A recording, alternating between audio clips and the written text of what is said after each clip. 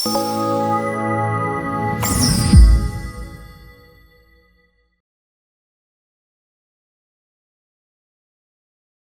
పేరు doctor CL Venkatrao. నా cell number, WhatsApp number 9848055806 9848055806. రెండవ నంబరు 9866308414. ఆధునిక యుగం, కలియుగం. ఈ రోజున 100 మందికి పెళ్ళయి 100 మంది జంటలుంటే వాళ్ళలో సుమారుగా 20 జంటలకు పిల్లలు పుట్టడంలా. పిల్లలు పుట్టడానికి పెళ్ళయిన తర్వాత భార్యాభర్తలు కలిసి ఉంటే, మనం ఏదైనా గర్భనిరోధక పద్ధతులు వినియోగించకపోతే 2 సంవత్సరాల లోపు పిల్లలు పుడతారు, లేదు గరిష్టంగా 3 ఏళ్ళు. అంటే భార్యాభర్తలు కలిసి ఉండి ఏమి మనం వద్దనుకోకపోతే 3 ఏళ్ల లోపల పిల్లలు సహజ సిద్ధంగా పుట్టాలి. ఇక 3 ఏళ్ల వరకు పుట్టలేదంటే మీకు ఏదో భార్యకో భర్తకో ఏదో సమస్య ఉన్నట్టే. ఇవాళ 20% మంది 20 జంటలకి పిల్లలు పుట్టటలా. 100 మంది పెళ్ళిళ్ళు అయితే 100 జంటలు ఉంటే 80 జంటలకే పిల్లలు పుడుతున్నారు. ఈ 20 జంటల్లో ఒక 10% పురుషుల్లో లోపాలు, మరొక 10% ఆడపిల్ల స్త్రీలో లోపం. ఇక ఈ 20% జంటలు సంతాన సాఫల్య కేంద్రాల చుట్టూ తిరగటం, ఇక డాక్టర్లు హార్మోన్లు కొట్టడం, హార్మోన్లు ట్యాబ్లెట్లు ఇంజక్షన్లు దంచి కొడుతుంటే సన్నగా ఉన్నవాళ్ళు ఇంతలా అయిపోతారు. ఇక దానివల్ల వచ్చే పరిణామాలు, దుష్పరిణామాలు, జేబు ఖాళీ, ఆస్తులు కరిగిపోతూ ఉంటాయి. ఇక చిన్నదానికి పెద్దదానికి టెస్ట్ బేబీ, ఐవీఎఫ్ అంటారు. ఈ సంతాన సాఫల్య కేంద్రాలకు వెళ్తే హార్మోన్లు వాడటం, ఐవీఎఫ్ అండటం, లక్షల్లో ఖర్చు. ఇది జనసామాన్యులు, పేదవారు, మధ్యతరగతి వారు భరించగలిగే పరిస్థితి. సంతాన సాఫల్య కేంద్రాల ప్రభుత్వం స్థాపించాల. అయితే తెలంగాణ ప్రభుత్వం ముందుగా మేల్కొని గాంధీ హాస్పిటల్లో, గాంధీ మెడికల్ కాలేజీకి అనుబంధంగా 10 కోట్ల రూపాయలు ప్రత్యేక పరికరాలను వెచ్చించి పేద ప్రజలు, మధ్యతరగతి ప్రజలు ఈ సంతాన సాఫల్య కేంద్రాల దోపిడీ గురవుతున్నారని గ్రహించి అక్కడ ఉచితముగా మొత్తం సంతాన సాఫల్యానికి కావలసిన అన్ని పరీక్షలు, అక్కడ ఈ పద్ధతులన్నీ కూడా అవలంబించటం అనేది దక్షిణ భారతదేశంలోనే మొదటి ప్రభుత్వ ఆధ్వర్యంలో నిర్వహించబడే కేంద్రంగా మనం భావించాలి. అక్కడ తెలంగాణ వారే కాదు, కర్ణాటక వాళ్ళు వెళ్ళినా, ఆంధ్రప్రదేశ్ వాళ్ళు వెళ్ళినా, మహారాష్ట్ర వాళ్ళు వెళ్ళినా, గాంధీ జనరల్ హాస్పిటల్ సికింద్రాబాద్లో ఎవరు వెళ్ళినా సంతాన సాఫల్య కేంద్రంలో చికిత్సలు చేయటానికి ఆ ప్రభుత్వ జనరల్ హాస్పిటల్ సిద్ధంగా ఉంది. ఇప్పుడు ఈ మగవారికి వచ్చేసరికి వీర్య కణాల సంఖ్య తగ్గటం. అసలు కొంతమందికి వీర్య కణాలు 0 ఉంటాయి, ఉండవలసిన దానికంటే తక్కువ ఉండటం. కొంతమందికి ఏమో ఉంటుంది, సంఖ్య అయితే ఉంటుంది, కానీ వాటికి చలనం ఉండదు. వీర్య కణాలు చలనం ఉంటే ప్రయోజనం ఉండదు. ఎందుకంటే వీర్య కణము చలనం ఉంటేనే యోనిలోకి వీర్యము వెళ్ళిన తర్వాత గర్భసంచిలోకి పాక్కుంటూ వెళ్ళి అక్కడ ఉండే ఫెలోపియన్ ట్యూబ్లో ఉండే అండంతో కలుస్తుంది. వాటికి చలనం లేకపోతే ప్రయోజనం లేదు. అవి పడి ఉంటాయి, కదలకపోతే పిల్లలు పుట్టరు. ఇంకా కొంతమందికి రూపం కూడా ముఖ్యం. వీర్య కణానికి తలకాయ ఉంటుంది, మెడ ఉంటుంది, దేహం ఉంటుంది, తోక ఉంటుంది. వీటి ఆకారం కొంతమందికి వీర్య కణాల్లో తలకాయ ఉండదు, కొన్నిటికి తలకాయ ఉంటుంది, దేహం ఉండదు, దేహం ఉంటే తోక ఉండదు. కనుక సరైన నిర్మాణము లేని వీర్య కణాలు ఉన్న పిల్లలు పుట్టరు. కొంతమందికి వీర్యము ఉత్పత్తి తక్కువ ఉంటుంది. చిన్నతనంలో గవత బిళ్ళలు అని ఉంటాయి, ఇక్కడ బుగ్గలు వాస్తాయి. బుగ్గలు వాసి జ్వరం వస్తుంది, ఒక వారం రోజులు ఏదో మందులు ఇస్తారు, క్రోసిన్ ట్యాబ్లెట్, మర్చిపోతారు. ఆ గవత బిళ్ళలు చిన్నతనంలో వచ్చిన వారికి వృషణాలలో ఆ వైరస్ ప్రభావం వల్ల వీర్య కణాల ఉత్పత్తి తగ్గిపోతుంది. ఈ వృషణాల సైజు కూడా చిన్నదిగా ఉంటుంది. అట్లాగే పురుషులకు వారికోసీల్ అని ఉంటుంది. అంటే అక్కడ సిరలు ఉంటాయి. ఈ వృషణాలు గోలికాయలు పక్కన సిరలు పొంగి ఉంటాయి. ఆ సిరలు పొంగి ఉండటం వల్ల వీర్యము ఉత్పత్తి, వీర్య కణాల సంఖ్య కూడా తక్కువ ఉంటుంది. ఈ విధంగా వీర్యములో సమస్యలు ఉండటం వల్ల పిల్లలు పుట్టరు. దంపతులిద్దరూ కూడా డాక్టర్ దగ్గరికి వెళ్ళకముందే మనమే చేయించుకోవచ్చు. ఇద్దరు కూడా షుగర్ పరీక్ష చేయించుకోవాలి. థైరాయిడ్ పరీక్ష T3, T4, TSH పరీక్ష చేయించుకోవాలి. భర్తకు కానీ భార్యకు కానీ షుగర్ ఉన్నా, థైరాయిడ్ గ్రంథి లోపమున్నా పిల్లలు పుట్టడానికి కొంత ఇబ్బంది ఉంటుంది. పురుషులకి వీర్య సమస్య ఒక వంతు అయితే, ఇంకోటి కొంతమందికి మగతనం లోపిస్తుంది. అంగస్తంభనం సరిగా జరగదు. అంగస్తంభనం జరిగినా వీర్యము త్వరగా లీక్ అయిపోవటం, రాత్రిపూట స్వప్నస్ఖలనం జరగటం, ఇవన్నీ కూడా ఈ సమస్యల వల్ల కూడా సంతానలేమికి దారితీసే అవకాశం ఉంది. ఇక స్త్రీలకు వచ్చేసరికి అండకోశంలో నీటి బుడగలు, దీన్నే PCOS అని, PCOD అని అంటారు. వీళ్ళు ఏంటంటే లావుగా ఉన్న ఆడపిల్లలు ఫాస్ట్ ఫుడ్, జంక్ ఫుడ్ నిలువుగా పెరగకుండా అడ్డంగా పెరిగి అల్లారు ముద్దుగా పెంచిన ఆడపిల్లలకి ఉంటాయి. కొంతమంది ఆడపిల్లలకి మూతి మీద మీసాలు, చెంప మీద వెంట్రుకలు, గడ్డం దగ్గర వెంట్రుకలు, కాళ్ళ మీద వెంట్రుకలు ఇలా ఉంటాయి. పీరియడ్ సమయంలో తీవ్రమైన నొప్పి, పీరియడ్ సకాలంలో రావు, క్రమబద్ధంగా రావు. ఇలాంటి చరిత్ర కలిగిన వారికి కూడా పిల్లలు పుట్టడం కష్టం.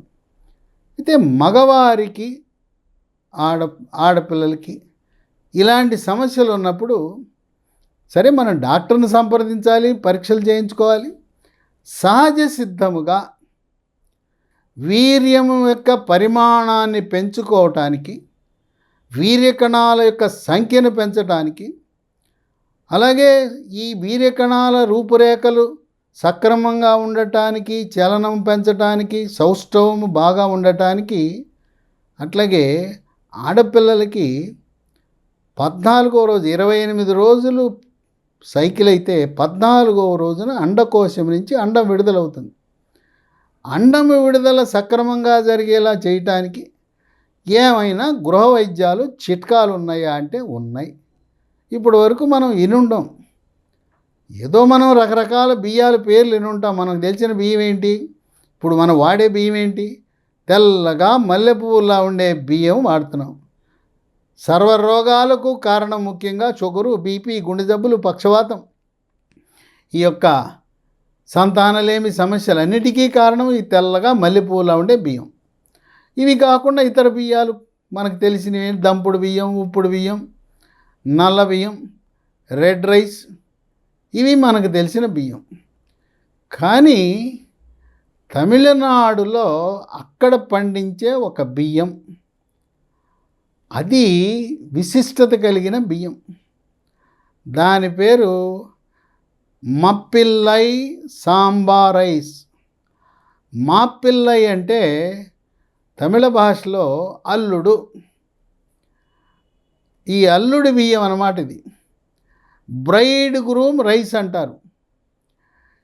ఈ సాంబా అంటే సీజను. ఏంటి మాపిల్లై రైసు? ఇంతవరకు మీరు వినలేదు కదా. ఎప్పుడైనా విన్నారా? బ్రైడ్ గ్రూమ్ రైస్ అని విన్నారా? ఈ బియ్యము పొడుగ్గా ఉంటాయి, ఎర్రగా ఉంటాయి. ఇవి కాక మనకు రెడ్ రైస్ దొరుకుతున్నాయి. మీరు రెడ్ రైస్ అని ఉండొచ్చు. అల్లుడి బియ్యము, బ్రైడ్ గ్రూమ్ రైస్ ఎప్పుడు వినలేదు కదా. అసలు ఏంటి ఈ అల్లుడి బియ్యం కథ ఏంటి అంటే, తమిళనాడులో ఒక ఆచారం ఉంది. పెళ్ళైన తర్వాత అల్లుడు మామూలుగా ఎక్కువగా గతంలో గ్రామాలే కదా, అల్లుడు గారు వచ్చాడంటే అల్లుడు గారు కండపుష్టి ముఖ్యం. ఎందుకంటే దాంపత్య జీవితంలో భార్యను సుఖపెట్టడానికి కండపుష్టి ముఖ్యం. అందుకోసం తమిళనాడు ఆచారం ఏంటంటే, కొత్తగా వచ్చిన అల్లుడిని ఒక బండరాయి ఎత్తమంటారు, గుండురాయి ఎత్తమంటారు. వాడు గుండురాయి ఎత్తగలిగాడంటే భార్యని తృప్తిపరచగలడు. శబాష్, ఆరోగ్యవంతుడైన దేహపుష్టి కలిగిన అల్లుడు వచ్చాడు, మీకు మనవడు పుడతాడని అదొక ఆచారం. కనుక వీళ్ళు ఏం చేస్తారంటే, వీడి పెళ్ళి కాకముందు నుంచి ఒక 6 నెలల ముందు మనము గుర్రానికి ఎట్లా దానా వేస్తామో, లేదా మనం ఎడ్లకు గిత్తలకు ఉలవలు బలం కోసం పెడతారు, ఆ విధంగా వీడికి పెళ్ళికి ముందే ఒక 6 నెలల ముందు ఈ మాపిల్లై సాంబార్ రైస్ని ఇతనికి అలవాటు చేస్తారు, పెడతారు. పెట్టడం ద్వారా కండపుష్టి వస్తుంది.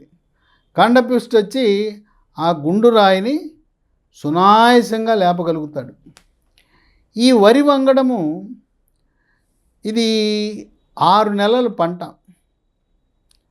తర్వాత ఇది ఏప్రిల్లో నాట్లు వేస్తే సెప్టెంబర్ నాటికి సిద్ధమవుతుంది. ఎత్తు కూడా పొట్టి వంగడం కాదు, ఇది 6 అడుగులు ఎత్తు ఉంటుంది. ఎర్రగా ఉంటుంది బియ్యం, పొడుగ్గా ఉంటుంది. దీనివల్ల వైద్య పరిశోధనలు ఏం వెల్లడిస్తున్నాయంటే, వీర్యము ఉత్పత్తి పెరుగుతుంది, వీర్య కణాల సంఖ్య పెరుగుతుంది, వీర్య కణాల చలనం పెరుగుతుంది, అంగస్తంభనం బాగా జరుగుతుంది, శీఘ్రస్ఖలనాన్ని నిరోధిస్తుంది, స్వప్నస్ఖలనాన్ని పూర్తిగా నిరోధిస్తుంది. ఇన్ని గుణాలు ఉన్నాయి. మహిళకైతే సరిగ్గా 28 రోజులకు ఒకసారి పీరియడ్ వచ్చే విధంగా, 14వ రోజు అండకోశం నుంచి నాణ్యమైన అండం విడుదలయ్యే వచ్చేలా చేస్తుందని వైద్య పరిశోధనలు వెల్లడిస్తూ ఉన్నాయి. ఇక్కడ విశేషం ఏంటంటే, ఈ ఎక్కడ దొరుకుతాయండి అనుమానం రావచ్చు. ఈ బ్రైడ్ గ్రూమ్ రైసు, మప్పిల్లై బియ్యం అన్నారు, హరివో సాంబార్ రైస్ అంటున్నారు, మాకు ఎక్కడ దొరకాలండి అని అనొచ్చు. దీన్ని తెలంగాణ రాష్ట్రంలో వికారాబాద్ ప్రాంతంలో ఒక ఆయన విజయరామ్ అని సేవ్ అనే SAVE అనే స్వచ్ఛంద సంస్థ వాళ్ళు ఈ పంటను పండిస్తున్నారు. పండించి హైదరాబాద్ నగరంలో సేవ్ SAVE సంస్థ లోయర్ ట్యాంక్ బండ్ రోడ్లో ఉంది హైదరాబాద్లో. వాళ్ళ దగ్గర అమ్ముతున్నారు. ఈ ఫోన్ నంబరు 6309111427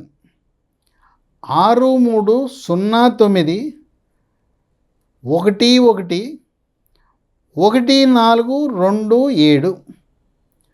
ఈ సేవ్ అనే సంస్థని సంప్రదించి మీరు పొందొచ్చు. దీని ఖరీదు కొంచెం ఎక్కువే. 1 KG bride groom rice, Mappillai Samba rice 150 నుంచి 250 రూపాయలు ఉంటుంది. 5 కేజీల ప్యాకెట్లు ఉంటాయి, 10 కేజీల ప్యాకెట్లు కూడా ఉంటాయి. విశేషం ఏంటంటే, ఈ సేవ్ సంస్థ వారు రసాయనాలు వాడకుండా, పురుగు మందులు వాడకుండా, ఎరువులు వాడకుండా, ఆర్గానిక్ పద్ధతిలో సేంద్రియ ప్రకృతి విధానము ద్వారా ఈ యొక్క అల్లుడి బియ్యాన్ని పండించి మనకు సరఫరా చేస్తున్నారు. ఇక తెచ్చుకున్న తర్వాత ఎలా వండాలి, ఎలా వాడాలి, ఈ ఉడకటం అనేది కొంచెం ఒకంత సమస్యే. దీన్ని ఏం చేయాలంటే, రాత్రంతా నానబెట్టండి, పొద్దున్నే ఉడకబెట్టండి, పొద్దున్నే వండుకోవచ్చు. ఈ వండుకునే దాంట్లో కూడా మామూలు స్టీల్ కుక్కర్, అసలు అల్యూమినియం కుక్కర్లు ఎవరు వాడద్దు సుమా. మీ ఇంట్లో అల్యూమినియం కుక్కర్లు ఉంటే అల్యూమినియం కుక్కర్ని తీసేయండి, అల్యూమినియం పాత్రను తీసి స్టీల్ది పెట్టుకోండి. అల్యూమినియం కుక్కర్లో అన్నం వండుకోవటం వల్ల అల్యూమినియం కణజాలం దాంట్లో ప్రవేశించి మనకు క్యాన్సర్లు రావచ్చు, నరాల బలహీనత రావచ్చు, అనేక జబ్బులు వస్తాయి. మన ఇంట్లో అల్యూమినియం ఉంటే తీసి అవతల పారేయండి. అల్యూమినియం పాత్రలు ఇచ్చేసి స్టీల్ పాత్రలు తెచ్చుకోండి. దీన్ని ఎలా వండుకోవాలంటే, స్టీల్ పాత్ర కాదు, కుండ. ఏం కుండ? మట్టి కుండ మీద వండుకోవాలి. అమ్మా, మళ్ళీ మట్టి కుండ కోసం వెళ్ళాలా? మా ఇంట్లో ఇత్తడి ఉందండి, సరే ఇత్తడి పాత్ర ఉంటే వండుకోండి, ఇత్తడి పాత్ర అయినా పర్వాలేదు, లేదా మట్టి కుండ కోసం వెళ్ళి మట్టి కుండలోనే వండాలి. రాత్రంతా నానబెట్టండి, పొద్దున్నే తినాలి. ఇంకా స్పీడ్గా వండుకోవచ్చు అంటే మీరు ఏం చేయొచ్చు అంటే వేడి నీళ్ళల్లో 3 గంటల పాటు ఈ అల్లుడి బియ్యాన్ని నానబెట్టండి. 3 గంటలు నానబెట్టండి. వేడి బియ్యం, వేడి నీళ్ళు, సన్నీళ్ళు కాదు. ఇక 3 గంటలు నానిన తర్వాత మామూలుగా ఉడికేస్తుంది. ఇంకోటి ఏంటంటే బియ్యం రూపాన్ని అవసరంలా, మీరు నూకలు చేసుకోండి, నూకలతో అన్నం వండుకోవచ్చు కదా, సులభంగా ఉడికిపోతుంది కదా. లేదు గోధుమ రవ్వలాగా రవ్వ చేసుకోండి, దాన్ని ఉప్మాలా చేసుకోండి. లేదు దీన్ని పిండి చేసి జావ తాగొచ్చు కదా. తర్వాత మీరు మట్టి కుండలో వండిన తర్వాత గంజి అంటూ మిగిలితే ఆ గంజి మాత్రం పారేయద్దు సుమా. ఆ గంజి కూడా తాగాలి, చాలా బలవర్ధకమైంది. కుక్కర్లో అయితేనేమో మొత్తం చక్కగా ఉడికిపోతుంది, కింద ఏం మిగలవు. ఈ మట్టి కుండలో మన పూర్వకాల పద్ధతిలో కొద్దిగా మిగులుతుంది గంజిని ఎట్టి పరిస్థితుల్లో దాన్ని ఉపయోగించుకోవాలి.